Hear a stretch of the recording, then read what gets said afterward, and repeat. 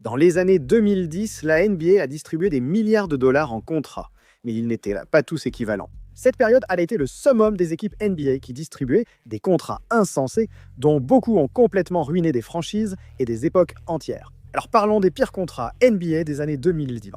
En 2012, les Brooklyn Nets se trouvent dans une situation étrange. Équipe montante, avec un propriétaire déterminé à accélérer leur progression. Ils ont tant échangé d'actifs en 2011 pour acquérir Darren Williams du Utah Jazz. On disait aussi qu'ils visaient d'autres stars alors, pas seulement Darren Williams, mais aussi Dwight Howard et Carmelo Anthony. Mais ils ont finalement eu un des meilleurs arrières de la ligue à l'époque. Et quelqu'un qui a été en grande partie oublié à cause de la façon dont sa carrière va se terminer à Brooklyn. Mais parlons maintenant du contrat. Avant l'intersaison 2012, les Nets ne pouvaient pas se permettre de perdre Darren Williams en free agency. Ayant déjà tout donné, ils voulaient le garder et lui ont proposé un contrat de 5 ans à 100 millions de dollars. Williams venait tout juste de tourner à 21 points et presque 9 passes décisives par match sur plus de 50 rencontres l'année précédente. Il semblait pouvoir ajouter du talent autour de lui et devenir un outsider. Le souci, c'est que presque tout a mal tourné pour les Nets ensuite. Williams restait bon en 2012-2013, mais commençait à ralentir. Les Nets ont pris des décisions audacieuses en recrutant Kevin Garnett et Paul Pierce, mais cela n'a pas fonctionné sur la durée. Mais plus important encore, pour ce contrat, le niveau de jeu de Williams a commencé à chuter brusquement une fois que ces décisions agressives ont été prises. Il a eu du mal non seulement avec les blessures, mais aussi avec le fait de vieillir dans la trentaine en tant que meneur de jeu. Et globalement, parfois, il a simplement perdu confiance en lui. Passer d'un joueur All-NBA à un simple titulaire en seulement 20 mois. Un effondrement choquant pour un joueur dans lequel les Nets avaient tant misé. Au final, ce n'est pas le pire contrat de la décennie, parce que Williams a quand même été solide pendant un certain temps après la signature, mais l'échange et le contrat pour lui ont vraiment été le début d'une terrible série d'événements pour les Nets. Mais passons maintenant à une intersaison dont nous allons parler pendant un bon moment dans cette vidéo. Le fameux été 2016 de loin, la pire intersaison pour les contrats NBA dans toute l'histoire de la Ligue. Sauf, bien sûr, si vous êtes l'un des joueurs qui ont obtenu ces gros contrats. En gros, la Ligue a fait une erreur et lors de l'intersaison 2016, il y a eu une énorme augmentation de l'espace salarial pour chaque équipe de la Ligue. Cela signifiait que les Warriors avaient miraculeusement de l'argent pour signer Kevin Durant et que les équipes ont dépensé cet argent supplémentaire de façon déraisonnable pour des joueurs de complément peu méritants. Ce qui nous amène à Timothy Mozgov, qui a rejoint les Los Angeles Lakers après une carrière NBA solide. Joueur de complément, il jouait 15 à 20 minutes par soir pour diverses équipes sans jamais être un élément clé. Voici l'essentiel sur ce contrat. À 29 ans, en 2015-2016, Mozgov avait 6 points, 4 rebonds et moins de 20 minutes par match avec les Cavs. Il les a aidés à gagner le titre en 2016, puis les Lakers de Los Angeles lui ont proposé un contrat de 4 ans à 64 millions de dollars. Franchement, on dirait qu'ils ont juste additionné 6 points et 4 rebonds pour obtenir 64 millions de dollars. Timofey Mozgov était un bon joueur, un pivot limite titulaire, mais il ne valait jamais autant d'argent. Pas après une saison moyenne alors qu'il venait d'avoir 30 ans. De plus, la carrière de Mozgov était presque finie lors de la signature de ce contrat. Il a disputé 85 matchs de plus en NBA et n'a passé qu'une saison à Los Angeles avant d'être transféré au Nets avec D'Angelo Russell, récemment sélectionné dans les 2 premiers à la draft. Juste pour se débarrasser de ce contrat. 2 saisons après l'avoir signé, Mozgov avait déjà joué son dernier match en NBA. Encore plus fou, ce n'était même pas le pire contrat des Lakers cet été-là, menant à leur deuxième signature désastreuse en 2016. Luol Deng. Comparé à Mozgov, Deng était bien meilleur lors de la signature du contrat et durant sa carrière. Il a longtemps été un excellent ailier défensif et joueur polyvalent, ce qui le rendait précieux en tant qu'agent libre. Il avait passé les dernières saisons avec le Heat, restant productif, mais quelques signes de ralentissement apparaissaient à ses 30 ans. Et toi, bien sûr, les Lakers ont complètement ignoré cela et ont quand même offert à Deng un contrat de 4 ans pour 72 millions de dollars. À Los Angeles, le principal problème de Deng était sa disponibilité. Il a joué 56 matchs la première année, puis seulement un la suivante avec les Lakers, avant de terminer sa carrière au Minnesota l'année suivante, en jouant une vingtaine de matchs. Pour être honnête, Deng était solide les saisons précédentes, à Miami jouant plus de 70 matchs chaque année. Il a surmonté des situations médicales difficiles, sur et hors du terrain. Il a continué à être productif en entrant dans la trentaine, ce qui lui a valu ce contrat. Mais en termes de valeur apportée par rapport à l'argent dépensé par les Lakers, cela reste un contrat terrible. Comme Josh Smith plus tôt, les Lakers garderont son salaire dans leur compte pendant des années grâce à la clause d'étalement. Dingue! Et son salaire n'a complètement disparu qu'en 2022, soit 6 ans après la signature du contrat initial. Passons maintenant au contrat qui était sans doute l'accord le plus détesté à l'époque, celui de Nick Batum. Il était agent libre en 2016 et les Hornets étaient dans une situation difficile. Il l'avait acquis par échange un an auparavant, en 2015, sachant qu'il aurait besoin d'un nouveau contrat, une situation similaire à celle de Darren Williams plutôt avec Brooklyn. C'était particulièrement risqué parce que Nicolas Batum et son agent savaient que les Hornets, parmi toutes les équipes, ne pouvaient pas se permettre de le perdre gratuitement lors de la free agency. Après avoir cédé des atouts pour l'obtenir, et vu le salary cap de 2016, Nicolas Batum allait de toute façon toucher un gros contrat. De nombreuses équipes avaient de l'argent, et lui aussi, prolongeant de 5 ans pour 120 millions de dollars à Charlotte, ce qui faisait de Nicolas Batum l'un des joueurs les mieux payés de la ligue. Pour être juste, Nicolas Batum était un bon joueur et il l'est resté au moins un certain temps sous ce contrat. Mais il n'a jamais été considéré comme l'un des meilleurs ailiers de la ligue. Pourtant, il était désormais payé comme tel. Les Hornets venaient de gagner 48 matchs et voulaient poursuivre sur cette lancée. Mais malheureusement pour eux, ils n'ont eu qu'une seule bonne saison de Nicolas Batum. Après avoir signé ce contrat, il n'a eu qu'une seule saison qui ressemblait à celle qu'il avait réalisée l'année précédente pour mériter ce contrat. Il a connu ses meilleures statistiques en 2016-2017, mais a ensuite souffert de blessures. Et le pire, c'était lors de la saison 2018-2019, quelques années seulement après avoir signé ce contrat maximum, Nick Batum tournait à moins de 10 points par match.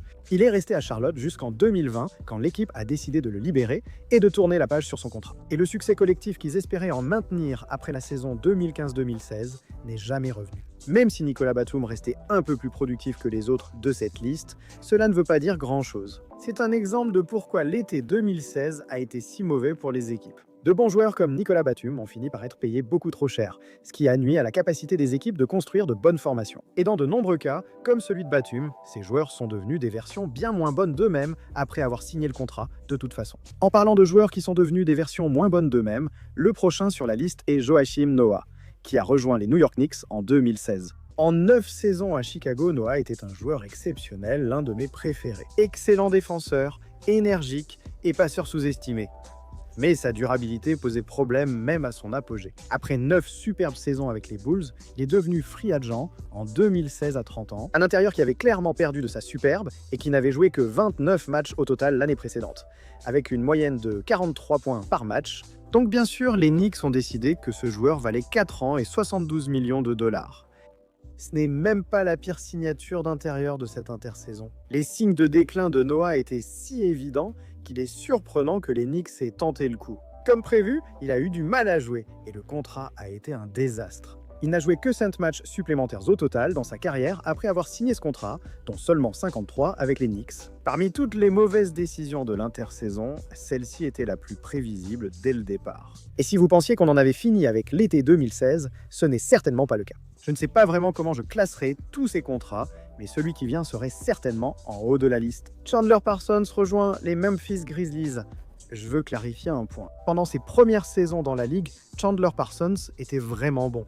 C'était un ailier plus grand qui pouvait tirer, un passeur bon, voire excellent, et le genre de joueur que chaque équipe de la ligue voudrait avoir. Au départ, il était aussi solide physiquement. En 2014, il a signé avec Dallas pour 3 ans et 46 millions de dollars, un prix mérité. À l'approche de l'intersaison 2016, il semblait prêt à poursuivre une carrière productive. Le seul vrai sujet d'inquiétude était ses blessures, surtout des problèmes chroniques au genou qui allaient les persister. Mais cela n'a pas empêché les Memphis Grizzlies de lui offrir un contrat de 4 ans pour 94 millions de dollars. Maintenant, oui, avec le recul, la blessure aurait dû alerter davantage puisque ni les Rockets ni les Mavs n'y voyaient de problème. Le laisser partir dans une nouvelle équipe avec un gros contrat. Mais encore une fois, à l'époque, Parsons était bon. Pour lui et les Grizzlies, c'était simplement un très mauvais accord. Il n'a jamais disputé 40 matchs en une saison à cause de nombreuses blessures. Et même lorsqu'il jouait, il était clairement plus le même joueur. Au final, il n'a joué que 95 matchs avec Memphis, donc ils ont essentiellement payé 1 million de dollars par match qu'il a joué. Et après 3 ans, il a quitté les Grizzlies et n'a joué que quelques matchs avec les Hawks avant que sa carrière en NBA ne se termine. C'est une carrière vraiment étrange à revoir, parce que Parsons était un choix du 2e tour qui est arrivé comme un rookie plus âgé et qui était vraiment bon, mais il n'a tout simplement pas eu beaucoup de longévité. Ce contrat est sans doute l'un des pires, non seulement de cette décennie, mais peut-être de tous les temps. Voyons un cas particulier. Bismack Biyombo rejoint le Orlando Magic en 2016. Pivot défensif choisi assez haut par les Hornets en 2011, il a surtout été un joueur de complément durant ses 5 premières années en NBA. Et il était aussi connu pour être un très mauvais joueur offensif. Il était utilisable grâce à sa défense et son rebond, mais ça s'arrêtait là. Même lors de sa meilleure saison en 2015-2016, ses performances n'étaient pas impressionnantes. Il a joué les 82 matchs avec 5,5 points, 8 rebonds et 1,5 blocs en 22 minutes, ce qui était solide. Mais ensuite, lorsqu'il est devenu agent libre, le Magic lui a offert un contrat de 4 ans pour 72 millions de dollars. Encore une fois, il tournait à environ 5 points par match l'année précédente. C'est juste un autre exemple de la façon dont la hausse du plafond salarial a rendu les choses étranges en 2016. C'était simplement le tarif habituel pour de bons intérieurs de complément.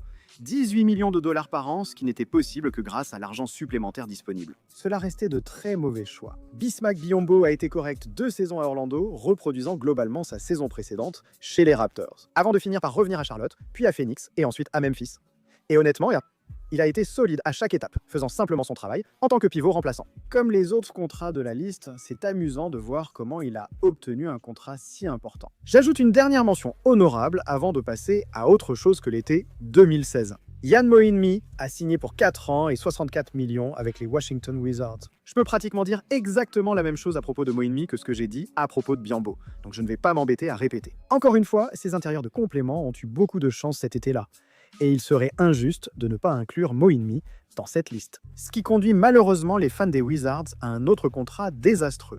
John Wall. Honnêtement, au début de sa carrière, personne n'aurait imaginé qu'il figurerait sur une telle liste. Premier choix de la draft 2010, Wall est vite devenu un des meilleurs arrières de la ligue. 5 fois All-Star, il a brillé en 2016-2017.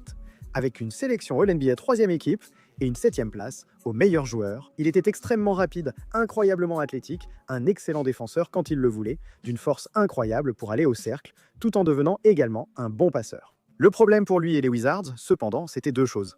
Cette sélection All-NBA que j'ai mentionnée, et ensuite les blessures. Donc pour le All-NBA. La façon dont cela fonctionne, essentiellement en ce qui concerne les contrats, c'est qu'un joueur peut obtenir un gros contrat. Un contrat encore plus important appelé Supermax, s'il remplit certains critères. Et l'un de ces critères, c'est d'être sélectionné dans une équipe All-NBA pendant la saison. Avant de signer en 2017, après sa sélection dans une équipe All-NBA 2016-2017, John Wall était éligible au contrat Supermax. Dès qu'un joueur est éligible, il reçoit presque toujours ce contrat, comme John Wall. Un contrat de 4 ans à 170 millions de dollars, alors parmi les plus importants de l'histoire de la Ligue. Maintenant, même si beaucoup de gens étaient inquiets à propos d'un montant aussi élevé, surtout pour un joueur qui était, oui, vraiment bon, et qui était encore jeune et en développement, mais pas encore un arrière de premier plan, ce qui était préoccupant. John Wall était encore un jeune joueur qui semblait être sur la voie de la grandeur. Et les choses commençaient à se mettre en place à Washington autour de John Wall et Bradley Beal sur la ligne arrière. Puis la catastrophe a frappé. Sur 2 saisons, John Wall a souffert de blessures au genou nécessitant une opération, puis d'une rupture du tendon d'Achille après un accident domestique en 2019. À ce moment, sa carrière avec les Wizards et en NBA était quasiment finie. Washington était passé à autre chose. Il a disputé 40 matchs à Houston, puis 34 chez les Clippers, et c'est tout. Après le contrat Supermax, les Wizards n'ont eu que 73 matchs de plus avec John Wall. Avant d'être presque exclu de la ligue, cela relève d'une catégorie à part sur cette liste. Même avec le Supermax, John Wall aurait mérité cette somme s'il était resté en bonne santé et avait continué à progresser. Et évidemment, les problèmes de blessure au genou auraient pu effrayer l'équipe. Mais franchement, qu'est-ce qu'ils étaient censés faire? Le laisser partir en tant qu'agent libre? Une succession d'événements inattendus a mené à ce contrat, initialement correct, mais devenu probablement le pire de la décennie. L'augmentation soudaine du salary cap en 2016, la saison All-NBA, le Supermax, les blessures au sur et en dehors du terrain, tout cela a mené à l'effondrement complet d'une carrière autrefois prometteuse. Mais n'est-ce pas? Wall était au sommet. Voilà ce qui est arrivé au pire contrat NBA des années 2010.